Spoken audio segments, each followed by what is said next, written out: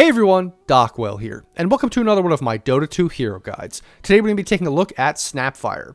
So Snapfire is a support hero, pretty much only played as a support hero. Now, occasionally this hero can be taken mid. You have some mid builds that are viable that scale with right clicks later on into the game, and that can be something you can experiment with and try, but it's not the typical way this hero is played. So we're just going to focus on the support version of Snapfire, and as such, where does this hero play? Does it play 4 or 5? Well, it actually can play both. Like a lot of different supports, it's flexible. It can go 4 or 5, but this hero especially can kind of do both because it doesn't just scale with items, but it also doesn't just scale with levels. It's kind of good at both of those things. If you just get levels, if you don't get a lot of gold, if you don't get a lot of items, this hero can be really effective. But with items, this hero can do even more with like ags and other things like that. It can be a real threat. It can kind of be a little bit of another core from the 4 position as well. So it really is played at both positions, and it can do either one. It's played very similarly regardless of the position you're playing 4 or 5. So how do we think of Snapfire in general? Well, Snapfire being a kind of newer hero in that it was released in the last couple years, this hero is very dynamic. It's very flexible. It does a lot of different things. It has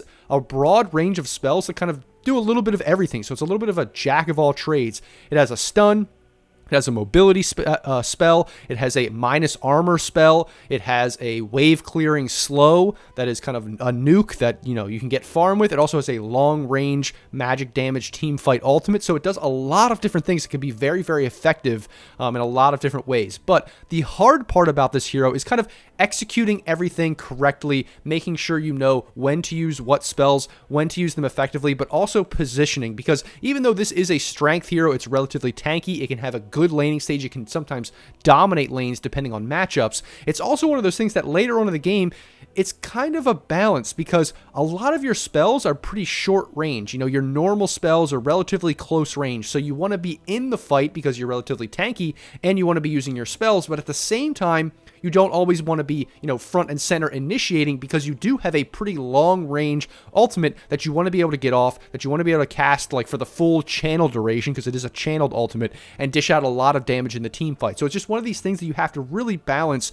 where you're playing and how you're playing in team fights later on into the game and how you're effectively using your spells as well, because its mobility spell, Snapfire's mobility spell, can be cast on yourself or allies or creeps, all these kinds of things. So you can kind of sometimes grief your allies and things like that too if you don't use it correctly. So it is kind of a higher skill cap hero. You have to understand positioning. It's not just straightforward where you want to play. You don't just want to play in the back line. You don't just want to play in the front line like a lot of supports that kind of just have a specific place they want to stay. This is not like that. This hero is very dynamic in the way of depending on matchups, depending on the state of the game, depending on what cooldowns people have, all those things, whether or not you want to get in or whether or not you want to stay behind. So that's kind of what makes this hero complicated. Otherwise, this hero is pretty much good at like everything. It has stuns, it has minus armor, it has magic damage. It's just all around a great support. So if you're looking for a support, if you've played Dota for a little bit, you kind of have the hang of a lot of different mechanics, I would suggest trying to pick up Snapfire as a support, as I think it's really, really valuable. It has different builds you can go, and it's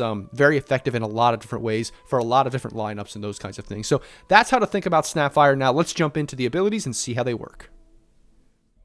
So now that we understand Snapfire in general, we can take a look at her abilities and see how she's able to be that dynamic support that does a lot of different things, that kind of jack of all trades hero like I talked about. So first, we're going to just take a look at Scatter Blast. This is the Q ability, and this is a pretty straightforward, pretty simple ability. It's actually her wave clear ability. That's kind of how you can think about it. Now, obviously, it does a little bit of extra stuff too. There's some slow and all those kinds of things, but it's primarily the wave clear ability. So what it does is it does damage in a kind of arc. So you see there's a cast range where it goes to, and there's also an arc.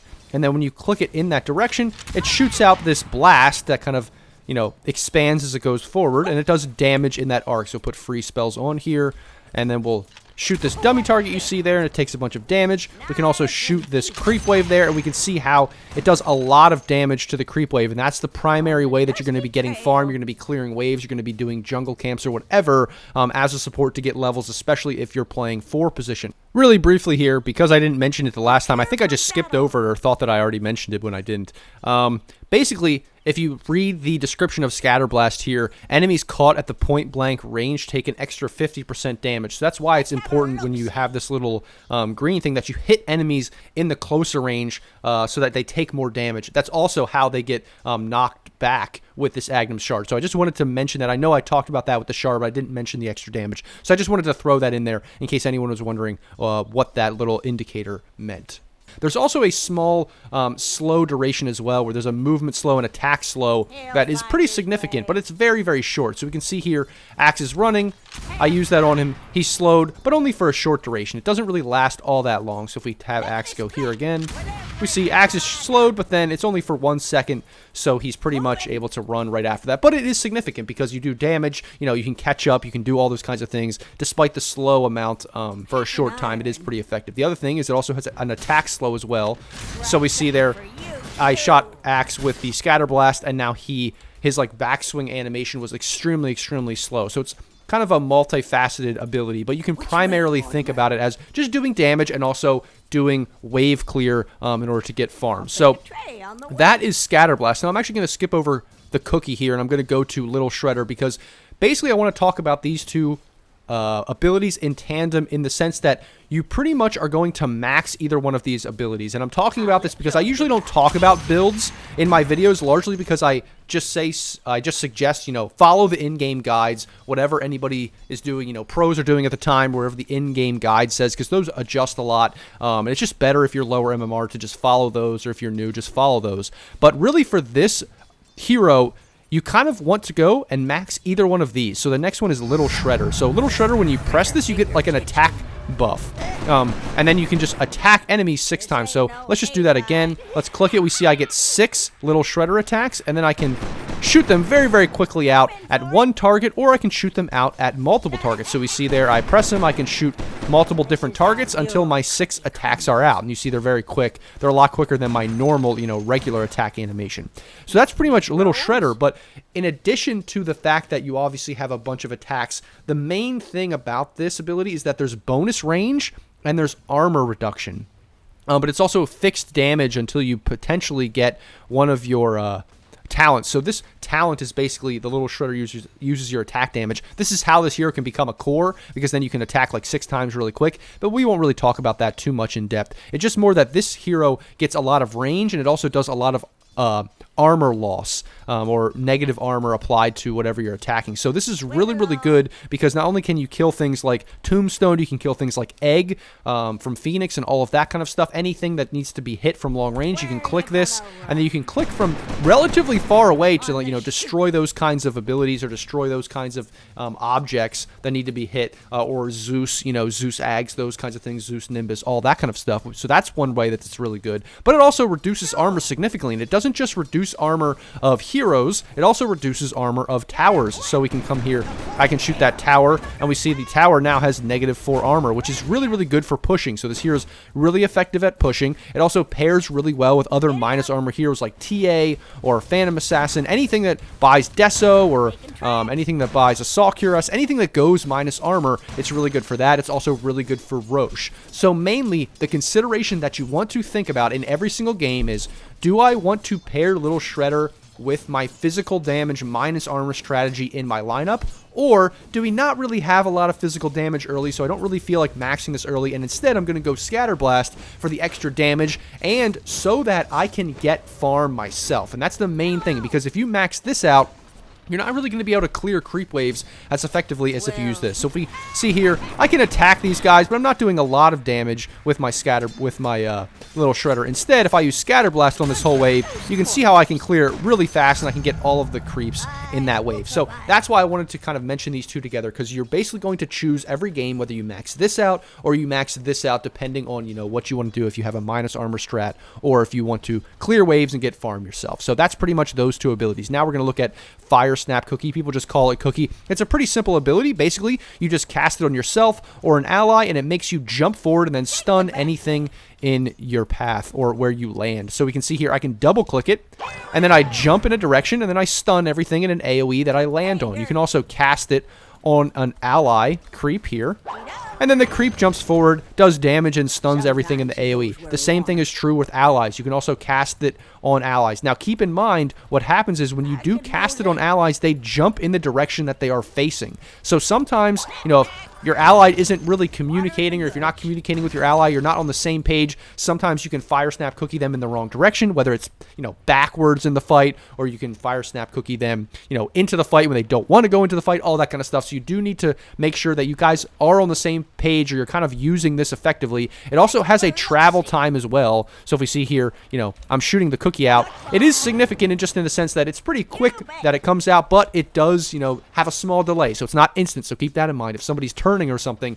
it doesn't actually jump them until it hits them. So there might be a delay there. And then obviously it does that stun, all those kinds of things. This is really effective for just that small mobility where you can, like, you know, you can jump over cliffs yourself. Like if you do this, you can jump over cliffs, which is pretty nice. So it's that small mobility. It's also really, really good in lane for hunting down heroes. So you're chasing a hero, you stun them, you obviously jump in front of them, you do damage, all this kind of stuff. It's a really, really good laning ability. And obviously you do want to max this out eventually, but it's not usually the thing that you max out in the beginning, but it's just one of the obviously really good abilities for stunning. And then the last ability, the ultimate, it doesn't really synergize with the rest of her kit, because this is why she is a jack of all trades. She has a lot of close range abilities. So you see, this is pretty close range, this is pretty close range, and this is pretty close range as well, even though it, you know, gives you extra attack range bonus. So all these things, you kind of want to be in close to use them on the enemies, to use them on your allies, all those kinds of things. So those are all her normal abilities, right?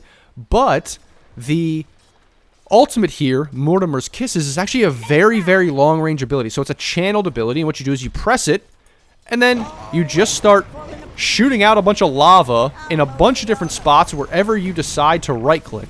And there's a channel time there, and then, you know, the lava's shot out. So let's just do that one more time to show you. So basically, I can click R, and then I decide where I want it to go, and I can left click there. And if I don't click anywhere else, it'll just fire every single lava spot to the same thing. But if I want to, you know, have it go somewhere else, I can right click, not left click, keep in mind, at the different spots that I want it to go.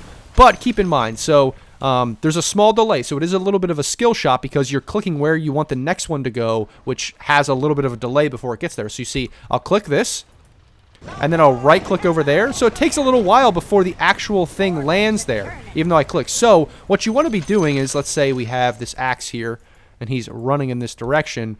I want to kind of go in front of the axe a little bit. Obviously, it does apply a slow as well as damage, so keep that in mind. And it burn DPS for anything that's standing in that AoE, so keep that in mind. So once you do hit somebody once, it's a little bit easier to hit them continuously from there. But you do want to kind of aim in front, or if you kill somebody, let's say I do kill this axe here, then I want to look for some other target, you know. And it does give vision when you shoot it in a direction, those kinds of things. So you are able to find heroes that, you know, you're chasing down. It also has a very long range. Like I said, you can launch it really, really far. Like this is the farthest max that you can go, but that's really far for an ability in Dota. Not many abilities go that far in Dota, so keep that in mind. But that is how you pretty much use Mortimer's Kisses. It's not that difficult. Actually, it might seem kind of difficult or annoying when you first play, but it's really not that hard. You just kind of click in the direction where you want to go, and then just kind of spam where you want it to happen, and try to guess correctly. It's just more about guessing where the enemy's going to go and those kinds of things. But you can see how kind of combining all these skills together is rather difficult, because it's whether or not you want to be in the fight for all your normal abilities, or whether you want to set up outside the fight because you want to have a full channeled ultimate that does the maximum amount of damage and obviously slows everybody, does burn DPS, all those kinds of things as well. So you can see how they don't really synergize together, but it offers her a lot of different functionality that she can have in team fights and these kinds of things. So those are all of her abilities. I will briefly talk about the Agnum Shard and the Agnum Scepter, because I do think they are important on this hero. So Ag's Shard basically makes Scatter Blast a knockback and a stun. So we can see here, if I'm in pretty close range, I will, well, actually that didn't work because I just killed the creeps, but let's just refresh this axe here. If I hit axe with a Scatter Blast that's close, you can see the difference in the range there. It actually knocks the axe back, and it stuns him for a short duration. But if I shoot him further away, it just does the damage. So you can see that's the difference there between those two lines. You see the stun happens, and the damage and the pushback happens when it's really close. So it's just another way to give another stun, and also a little bit of a, not really a mobility spell, but like kind of a pushback, an annoying spell in fights to just mess with people and those kinds of things. But now you have two stuns, so not only can you like Scatter Blast people back, but then you can cookie on them, all that kind of stuff, and those kinds of things. So it has some synergy there. So it's very important. A lot of players buy this Agnum Shard with this hero because I think it's really important to just add that extra stun in there. So that is the Agnum Shard, and then the Ag Scepter is basically this weird little ability where now you can gobble up an ally, and it's there for a short duration. If you don't use the ability again, they just kind of get spit out. But if you want to use it, you can shoot it really, really far, and you launch them all the way to that position, and you basically do a little, you know, Mortimer kiss in that area, and it's a really, really good initiation tool. You can also clear waves and stuff with creeps. You also deny the creep if you shoot it, but obviously you don't deny your ally when you use this with them. You pretty much just grab your ally and then you just shoot them into the enemy team. And this can be really, really effective if you had something like Enigma, Axe, whatever, any kind of blink initiation hero or any kind of chase hero where you're really trying to chase somebody down. Or obviously you can also grab somebody that's getting initiated on and then shoot them out of the fight. You can just decide whether or not you want to use it offensively or defensively, all those kinds of things. It's just an added ability that allows a lot of different variations and things with this gobble up ability. It's something that's really, really good to buy on this hero, especially if you're going 4 position and you're going to get more farm and you're maxing out the Scatter Blast. So those are all of Snapfire's abilities that are not necessarily complicated in and of themselves, but they're very dynamic. There's a lot of different things that you can do with them. There's a lot of different uses for them. There's a lot of different ways that you can play this hero. That's why it took me so long. I think this is probably the longest I've ever taken to explain the abilities, but it's very important because even though they're relatively simple and straightforward in and of themselves, how you combine them all and how they work synergistically and how they work to make this hero so dynamic and kind of a jack of all trades like I talked about, it's just something that we needed to go into and talk about there so you understand the hero more in its basic understanding and kind of basic skill builds and all those kinds of things. So that's Snapfire. Those are her abilities. Now let's jump into a game and see how she's played. So now we're jumping into a replay of MSS playing Snapfire as the 4 position. And pretty much what we're going to see here, I'll just speed it up actually for the first couple minutes because really what you do as a 4 and 5 position often is the same in the very first part of the lane. Now some heroes like Ogre get really aggressive, some heroes, you know, are passive, some heroes just do different things, but a lot of times what you're going to be doing in the very beginning is trying to block camps or de-ward camps that are blocked, those kinds of things to try to get pulls off later in the game. And that's the same thing with Snapfire. So that's what you see him doing here, basically just trying to go block the small camp. You'll see him eventually like de-ward his big camp to make sure that spawns, all those kinds of things. So it's a battle between the 4 and the 5 position to make sure those camps spawn so they can eventually get off pulls. Because really, with Snapfire specifically, although obviously you have level 1, you have some damage, maybe a slow, those kinds of things, you don't really have any kill potential or potential to get aggressive until you hit level 2. So really, I'm going to slow it down here now, I believe, because he's about to hit level 2, and it's not until level 2 that we really see him get aggressive. Otherwise, he's just been kind of passive. But now, as soon as he hits level 2, they go in on this Luna here. Now, unfortunately, this actually doesn't work out for them because they end up diving, and the Brewmaster ends up ticking down first, so that's not great. But you can see how as soon as he's able to get his slow with damage plus his cookie with damage, when you combine Scatter Blast and cookie together, it's a very, very potent, aggressive combination at level 2 whenever you hit that mark. So that's a very, very good power spike to know in lane. When you hit level 2 on this hero, you can be super aggressive. Now, the only reason that didn't work out is because they dove the tower. But if the lane is in a more advantageous spot, and obviously you don't have to dive the tower, you can get really aggressive on almost any hero. Obviously, Luna's a ranged hero, doesn't have that innate block, but also has that range of, even though it's not that long of range, has the ranged attacks, so is able to be a little bit safer. But any melee hero, any hero like that, you know, that can't just like brush off a stun or a slow, you can be very, very aggressive on, even whether it's an off lane or a carry or, you know, a 4 or 5 position, whatever it is, you can get really, really aggressive at level 2. And now, basically, this hero is a decent trader, not the best trader, though. Usually you want to look to, you know, pair up with your offlaner, because with your 2 skills and your offlaner, you're a huge, huge kill threat. But alone, you're not the best kill threat. You can still do a lot of damage. You can still trade pretty effectively. So you see how he was trading there with the Enchantress, although Enchantress is a very, very good hero for trading. So it's not the best to trade against that, that hero. But in general, this hero can trade. It's not the best. It's a jack of all trades, like I said. So it's not really like the strongest trader, but it's not the weakest trader either. You're pretty tanky. You have decent damage. You have a stun, all those kinds of things. It's just that in this specific lane against this specific matchup, we can see how he's pretty much being relatively passive and not really trying to get all that aggressive, because now that this Enchantress has level 3, has the Centaur creep, he's pretty much just a lot weaker. So now it's just kind of he's basically zoned out from the lane here.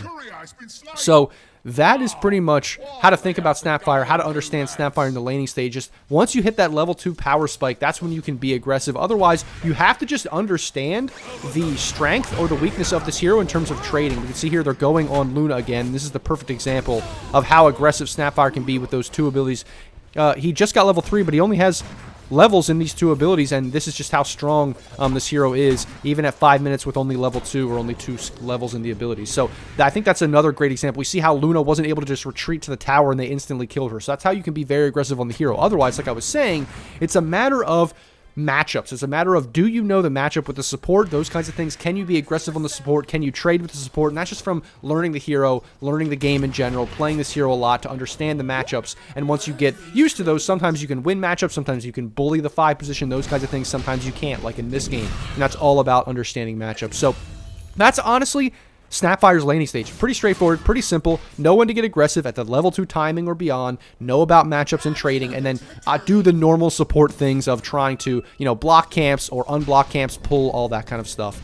And then obviously you can rotate and all these kinds of things as forward position when appropriate, like we see him doing now. Because this hero is a very kill-centric hero. Once you get a few levels, you have a really good stun, really good mobility with the slow and all that kind of stuff. You can be very effective. So that's pretty much Snapfire. That's the laning stage, and I'll let you jump ahead to see how to transition out of that laning stage.